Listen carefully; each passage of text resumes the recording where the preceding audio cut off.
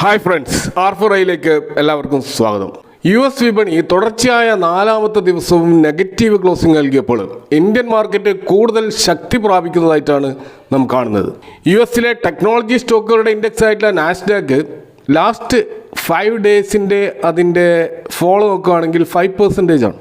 ഇത്ര വലിയൊരു index 5% follow ചെയ്യുക എന്ന് പറയുന്നത് ഒരു നിസ്സാര കാര്യമല്ല. ഡൗ ജോൺസിലായാലും S&P 500-ലായാലും അതേപോലെ മറ്റ് യൂറോപ്യൻ മാർക്കറ്റിലായാലും ഈവൻ ഏഷ്യൻ മാർക്കറ്റ്സിലായാലും ഈ രീതിയിലുള്ള ഫോളോ നമുക്ക് കാണാൻ പറ്റും. അപ്പോൾ തീർച്ചയായിട്ടും AI റിലേറ്റഡ് ആയിട്ട് വന്നിട്ടുള്ള ആ ഒരു ബബിൾ ന്യൂസാണ് ഈ രീതിയിലുള്ള ഒരു ഫോള് ഈ മാർക്കറ്റിലേക്ക് ഉണ്ടാക്കിയിട്ടുള്ളത്.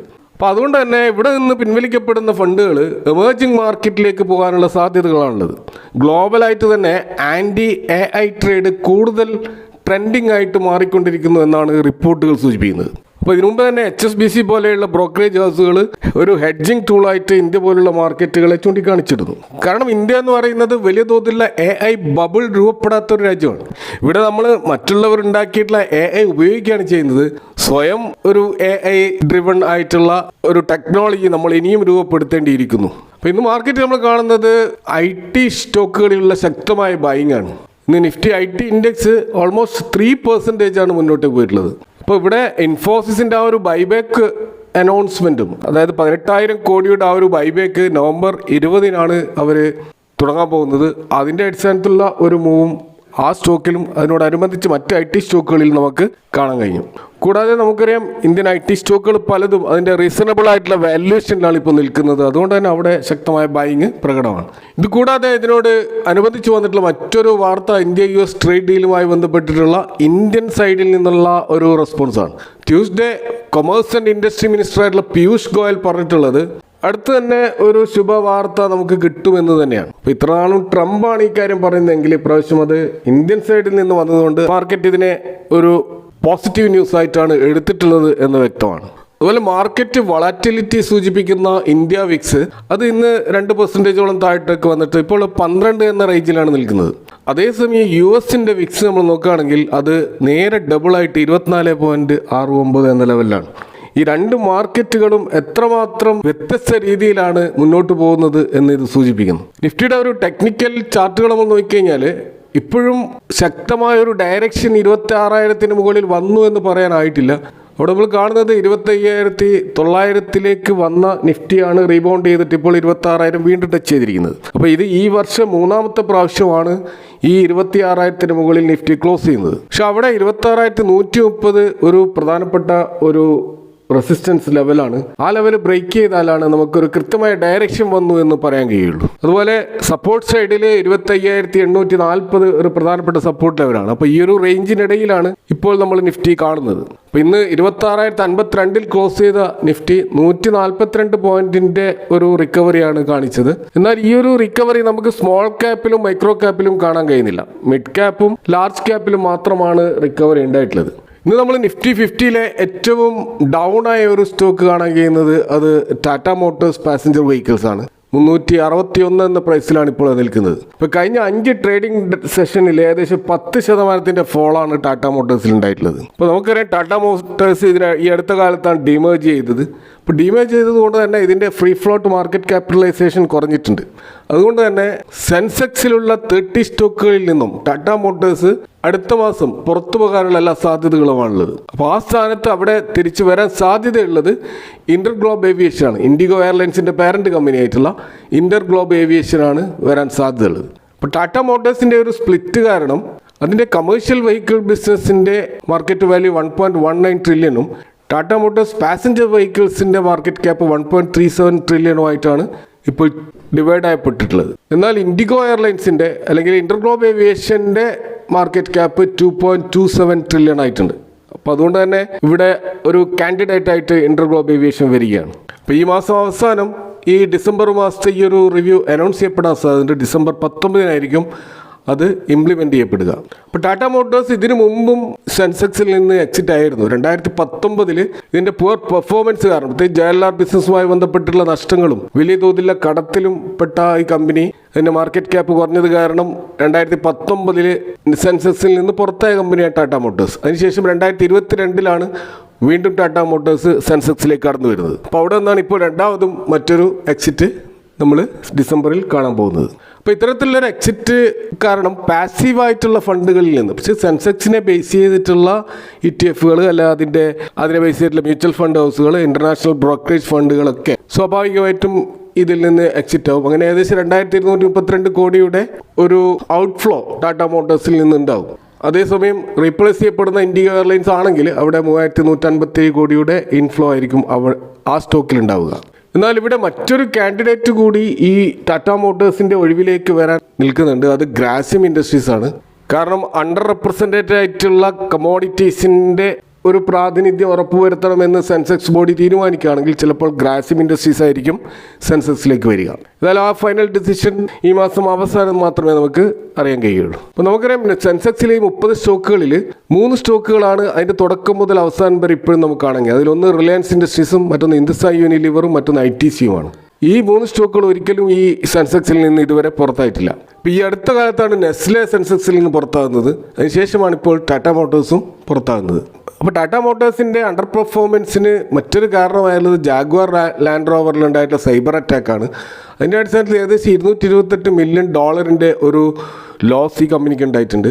അതുകൂടാതെ തന്നെ ജെഫ്രീസ് പോലെയുള്ള ഇൻ്റർനാഷണൽ ബ്രോക്കറേജുകൾ ചൈനയിലുള്ള ജാഗ്വാർ ലാൻഡ് റോവർ ബിസിനസ്സിലെ വലിയ ചാലഞ്ച് ഭാവിയിൽ വരുമെന്നും, കാരണം ഇലക്ട്രിക് വെഹിക്കിൾ മേഖലയിലേക്ക് ജാഗ്വാർ ലാൻഡ് റോവർ വ്യാപകമായിട്ട് ഒരു എൻട്രി നടത്താത്തിടത്തോളം കാലം ജാഗ്വാറിൻ്റെ വിൽപ്പന വലിയ വെല്ലുവിളി നേരിടുമെന്നാണ് ജെഫ്രീസ് ഒക്കെ ചൂണ്ടിക്കാണിക്കുന്നത്. ഇതുപോലെ സെൻസെക്സിൽ ലോങ് ആയിട്ട് നിൽക്കുന്ന എൻട്രി എടുത്തതിന് ശേഷം ഇതുവരെ പുറത്താകാതിരുന്ന വേറെയും 2 സ്റ്റോക്കുകളുണ്ട്. അതിലൊന്ന് ഇൻഫോസിസും മറ്റൊന്ന് സ്റ്റേറ്റ് ബാങ്ക് ഓഫ് ഇന്ത്യയുമാണ്. അപ്പോൾ ഏതായാലും സെൻസെക്സിൽ ഉണ്ടാകുന്ന റീബാലൻസ് ടാറ്റ മോട്ടോഴ്സ് സ്റ്റോക്കിൽ വീണ്ടും ഒരു നെഗറ്റീവ് സെൻറ്റിമെൻറ്റ്സ് സൃഷ്ടിച്ചേക്കാം. ഇന്ന് മറ്റൊരു പ്രധാനപ്പെട്ട ഒരു സ്റ്റോക്ക് നമുക്ക് ഫോക്കസിൽ കാണുന്നത് ഹിന്ദുസ്ഥാൻ യൂണിലിവറാണ്. ഇന്നത് 1.65% അപ്സൈഡ് പോയതായിട്ട് കാണാം. അപ്പോൾ അവിടെ അവരുടെ ഐസ്ക്രീം ബിസിനസ് അവർ ഡീമേർജ് ചെയ്യാൻ പോവുകയാണ്. നമുക്കറിയാം ഹിന്ദുസ്ഥാൻ യൂണിലിവർ ഒരു FMCG കമ്പനിയാണ്. അവരുടെ പ്രധാനപ്പെട്ട ഫുഡ് മേഖലയിലുള്ള ഒരു പ്രൊഡക്റ്റാണ് ക്വാളിറ്റി വാൾസ് ഇന്ത്യ ലിമിറ്റഡ് എന്ന് പറയുന്ന ഐസ്ക്രീം ബിസിനസ്. അപ്പോൾ ഈ ഒരു ഡീമേർജ് നടക്കുമ്പോൾ ഹിന്ദുസ്ഥാൻ യൂണിലിവറിൻ്റെ ഷെയർ ഹോൾഡേഴ്സിന് ഈ ഐസ്ക്രീം ബിസിനസ്സിൻ്റെ ഷെയർ ലഭിക്കാൻ സാധ്യത, അതിൻ്റെ പ്രൊപ്പോർഷൻ അനൗൺസ് ചെയ്യപ്പെട്ടിട്ടില്ല.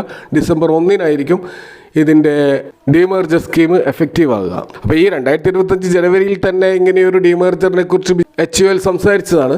പക്ഷെ അവർക്ക് റെഗുലേറ്ററി അപ്രൂവൽ ഈ BSEയിൽ നിന്നും NSEയിൽ ലഭിച്ചത് മെയ് മാസത്തിലാണ്. അപ്പോൾ പോപ്പുലറായിട്ടുള്ള ഐസ്ക്രീം ബ്രാൻഡുകളായിട്ടുള്ള Cornetto, Magnum, Feast and Creamy Delight പോലെയുള്ള പല ബ്രാൻഡുകളും ഈ ക്വാളിറ്റി വാൾ ഐസ്ക്രീമിൽ നമുക്ക് കാണാൻ കഴിയും. അപ്പോൾ തീർച്ചയായിട്ടും അത് ഒരു വാല്യൂ അൺലോക്കിങ് ഒരു പക്ഷേ അത് ഹിന്ദുസ്ഥാൻ യൂണിലിവറിൽ നടക്കാൻ സഹായിച്ചേക്കും. ഇനി നമ്മൾ ഇന്ന് 10% ലോവർ സർക്യൂട്ടിലേക്ക് പോയ ഗ്രോയെക്കുറിച്ചാണ് സംസാരിക്കാനുള്ളത്.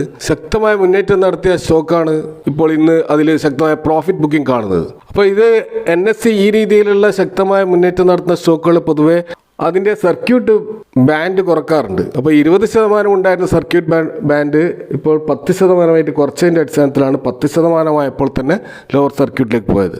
അപ്പോൾ കഴിഞ്ഞ ചൊവ്വാഴ്ച ഈ സ്റ്റോക്ക് ക്ലോസ് ചെയ്യുമ്പോൾ ഏകദേശം 90% ഒരു അപ്സൈഡ് മൂവാണ് ഈ സ്റ്റോക്കിൽ ഉണ്ടായിട്ടുള്ളത്. അതൊരു അപൂർവ സംഭവമാണ്.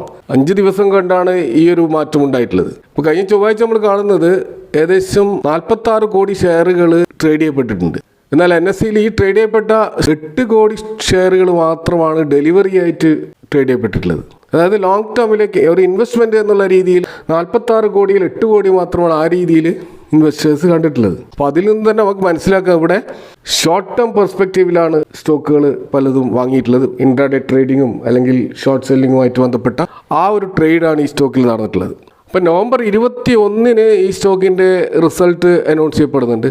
അപ്പോൾ ആ ഡേ വളരെ ഇമ്പോർട്ടൻ്റ് ആയിരിക്കും. ഇതുകൂടാതെ തന്നെ ഡിസംബർ 10 1 മാസം ലോക്കിംഗ് പീരീഡുള്ള ഷെയർ ഹോൾഡേഴ്സ് അവർക്ക് എക്സിറ്റ് ആകാനുള്ള അവസരം കൂടിയാണ്. അപ്പോൾ അന്നും ഈ സ്റ്റോക്കിൽ കാര്യമായ ഒരു വളറ്റിലിറ്റി പ്രതീക്ഷിക്കാം. അപ്പോൾ ഈ 2 ഡേറ്റുകളും വളരെ ഇമ്പോർട്ടൻ്റ് ആണ്. അതേപോലെ ഇന്നലെ ശക്തമായി മുന്നേറിയിട്ടുള്ള ഫിസിക്സ് വാല IPOയും ഇന്ന് 7% ഡൗൺ ആയതായിട്ട് കാണാം. അപ്പോൾ ഇത്തരത്തിൽ പറക്കുന്ന സ്റ്റോക്കുകൾ പിന്നാലെ പോകുമ്പോൾ വളരെയധികം അപകടകരമാണ് സൂചിപ്പിക്കുന്നതാണ് ഈ രീതിയിലുള്ള പ്രോഫിറ്റ് ബുക്കിംഗ് എന്ന് നമ്മൾ മനസ്സിലാക്കുക. അതുപോലെ ഇന്ന് പുതുതായിട്ട് ലിസ്റ്റ് ചെയ്യപ്പെട്ടിട്ടുള്ള ടെന്നക്കോ ക്ലീൻ എയർ ഇന്ത്യ ലിമിറ്റഡിൻ്റെ IPO അതും വമ്പിച്ച ഒരു ലിസ്റ്റിംഗ് ആണ് ഇന്ന് നടത്തിയിട്ടുള്ളത്. കാരണം 378, 397 എന്നുള്ള ഒരു പ്രൈസ് ബാൻഡിൽ വന്നിട്ടുള്ള ഈ ഒരു IPO അത് ലിസ്റ്റ് ചെയ്തത് 505 എന്നുള്ള പ്രൈസ് റേഞ്ചിലാണ്. ഏകദേശം 27% ഒരു ലിസ്റ്റിംഗ് ഗെയിനാണ് ഈ സ്റ്റോക്ക് നേടിയത്. ഇപ്പോൾ ടെന്നക്കോ ഗ്രൂപ്പ് എന്ന് പറയുന്നത് US ബേസ്ഡ് ആയിട്ടുള്ള ഇവർ ക്ലീൻ എയറും അതുപോലെ അഡ്വാൻസ്ഡ് ഓട്ടോമോട്ടീവ് കമ്പോണൻസിൻ്റെയും രംഗത്തുള്ള ഒരു ലീഡിംഗ് പ്ലെയറാണ്. അപ്പോൾ ഈ ഇന്ത്യൻ സബ്സിഡിയറി ഇവിടെ ആദ്യത്തെ ലിസ്റ്റിംഗ് ആണിത്. മൊത്തം ഷെയർ ഓഫർ ഫോർ സെയിലാണ്. അതായത് ഈ കംപ്ലീറ്റ് എമൗണ്ട് അമേരിക്കയിലേക്കാണ് പോകുന്നത്. പ്രൊമോട്ടേഴ്സാണ് ഇത് കൊണ്ടുപോകുന്നത്. എന്നാൽ ഈ സ്റ്റോക്കിൻ്റെ റീസെൻ്റ് ആയിട്ടുള്ള ഒരു ഫൈനാൻഷ്യൽസ് നമ്മൾ പരിശോധിച്ച് കഴിഞ്ഞാൽ നല്ല ഫൈനാൻഷ്യൽസ് ആണ് ഈ സ്റ്റോക്കിൽ നമ്മൾ കാണുന്നത്. ഇതിൻ്റെ ടോപ്പ് ലൈൻ ആയാലും ബോട്ടം ലൈൻ ആയാലും നല്ല ഗ്രോത്ത് കാണിക്കുന്നുണ്ട്. കൂടാതെ PE റേഷ്യോ ഉള്ള റീസണബിൾ ആണ്. അപ്പോൾ അതുകൊണ്ട് തന്നെ ഈ സ്റ്റോക്കിൽ നല്ലൊരു ബൈങ് ഇൻട്രസ്റ്റ് പൊതുവേ ഉണ്ടായിട്ടുണ്ട്. അതുകൊണ്ടാണ് നല്ലൊരു ലിസ്റ്റിംഗ് ഗെയിൻ ഈ സ്റ്റോക്കിൽ ഉണ്ടായിട്ടുള്ളതും. എന്നാൽ 27% കാര്യസ്ഥാനത്ത് നിന്ന് ഇപ്പോൾ 23% താഴോട്ടേക്ക് വന്നതായിട്ടും കാണാം. എങ്കിൽ പോലും ലോങ് ടേം ഇൻവെസ്റ്റ് ചെയ്യുന്ന സംബന്ധിച്ചിടത്തോളം ഈ സ്റ്റോക്ക് നല്ലൊരു സ്റ്റോക്കായിട്ടാണ് കാണാൻ കഴിയുന്നത്. മറ്റൊരു സ്റ്റോക്കിൽ നിന്ന് ശക്തമായി മുന്നേറിയത് ജയപ്രകാശ് പവർ ആൻഡ് വെഞ്ചേഴ്സ് ആണ്. ഏകദേശം 15% ഒരു മുന്നേറ്റമാണ് ഈ സ്റ്റോക്കിൽ ഉണ്ടായത്. അപ്പോൾ ഈ JP പവറിൻ്റെ ഷെയർ ഹോൾഡിംഗ് പാറ്റേണിൽ പ്രൊമോട്ടേഴ്സ് ഹോൾഡിങ്ങിൽ നമുക്ക് കാണാൻ പറ്റും 24% ഹോൾഡ് ചെയ്യുന്നത് JP അസോസിയേറ്റ്സ് ആണ്. അതാണ് അവരുടെ പാരന്റ് കമ്പനി. അപ്പോൾ ഈ JP അസോസിയേറ്റ്സിൻ്റെ ക്രെഡിറ്റേഴ്സ് നമുക്കറിയാം. JP അസോസിയേറ്റ്സ് വളരെയധികം സ്ട്രഗിൾ ചെയ്യുന്ന കടം കൊണ്ട് വലഞ്ഞ ഒരു കമ്പനിയാണ്. അപ്പോൾ അതിൻ്റെ ഇൻസോൾവൻസി അതായത് പാപ്പറായി പ്രഖ്യാപിച്ച ഒരു കമ്പനിയാണ്. അപ്പോൾ ആ കമ്പനിയുടെ അസറ്റുകൾ അത് ഏറ്റെടുക്കാൻ വേണ്ടിയിട്ട് പല വലിയ കമ്പനികളും മുന്നോട്ട് വന്നിരുന്നു. അപ്പോൾ ഏറ്റവും ഒടുവിൽ ഇപ്പോൾ ഈ ക്രെഡിറ്റേഴ്സ് അതായത് ഇവർ കടമെടുത്തിട്ടുള്ള വലിയ കമ്പനികൾ അവർ സെലക്ട് ചെയ്തിരിക്കുന്നത് അദാനി എൻ്റർപ്രൈസസിനെയാണ്. എന്നാൽ ഇവിടെ രസകരമായൊരു കാര്യം, അദാനിയേക്കാളും പ്രൈസ് കോട്ട് ചെയ്തത് വേദാന്തയാണ്. അതായത് വേദാന്തയുടെ കോട്ടിനേക്കാൾ 500 കോടി കുറഞ്ഞിട്ടാണ് അദാനി എൻ്റർപ്രൈസസ് കോട്ട് ചെയ്തത്. എന്നാൽ പല ലെൻഡേഴ്സും ഈ തീരുമാനത്തെ ഇൻഡയറക്റ്റായിട്ട് അവർ പരസ്യമായിട്ട് രംഗത്ത് വരുന്നില്ലെങ്കിലും എതിർക്കുന്നതായിട്ടാണ് റിപ്പോർട്ടുകൾ. എങ്കിൽ പോലും ലീഗലായിട്ട് ഇതിപ്പോൾ അദാനിയുടെ കയ്യിലേക്ക് വരികയാണ് ചെയ്യുക.